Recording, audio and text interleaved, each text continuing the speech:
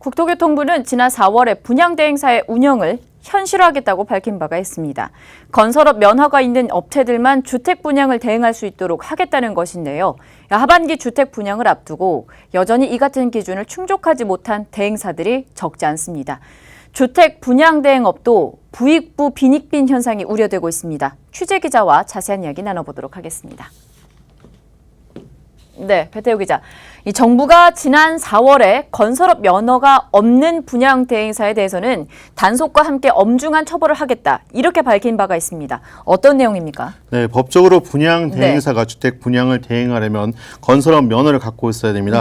그런 점에서 사실 이제 국토부의 발표가 새로울 것은 없었습니다.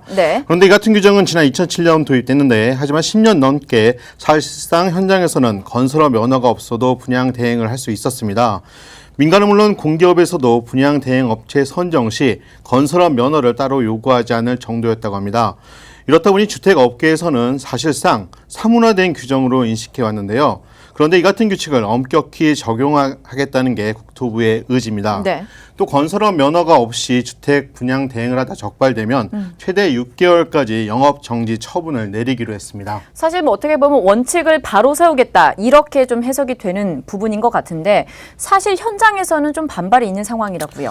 네, 그렇습니다. 건설업 면허를 보유하려면 일정 조건 이상 규모를 갖춰야 하는데요. 이게 쉽지 않다는 겁니다. 자본금이 최소 5억 원 이상은 있어야 하고요. 또 건축 면허를 가진 기사도 최소 5명은 있어야 됩니다. 자본금이야 그렇다 하더라도 과연 분양 대행을 하는데 기술 면허를 가진 직원이 필요한가라는 게 분양 대행 업체들의 대체적인 반응입니다. 일단 자본금 문제하고 솔직히 쓸데없는 인원자들은 그 건축 기사나 뭐 중급 이상 기술자 뭐 이런 것들이 최소 5인 이상은 필요한 건데 그거 같은 경우는 솔직히 저희하고는 또 맞지를 않는 거기 때문에요. 그 취득하는 것 자체는 좀 부담이 되죠. 네, 이런 반응은 이제 관련 협회도 비슷합니다. 일단은 비교적 몸집이 큰 분양 대행사들은 속속 건설업 면허 취득을 좀 하는 것으로 알려지고 있는데 어떻습니까? 국토부에 따르면 지난달 말 현재 28개 업체가 건설업 면허를 취득한 것으로 알려졌습니다. 그런데 대부분 자산 규모가 큰 대형 분양 대행사들이었습니다. 자금 여력이 있는 분양 대행사들은 정부 방침을 충족하면서 대행업을 하겠다는 건데요. 중소규모 대행사들이 주택 분양 대행을 포기한다면 이들 업체로서도 손해를 보는 게 아니기 때문입니다. 결국은 뭐 주택 분양 대행 시장도 부익부 빈익빈 현상이 이어진다 이렇게 좀 보여지고 있는 것 같은데 이렇다 보니까 정부가 대행업에 있어서 기준을 완화해야 한다 이런 요구도 있는 것 같습니다. 네, 그렇습니다.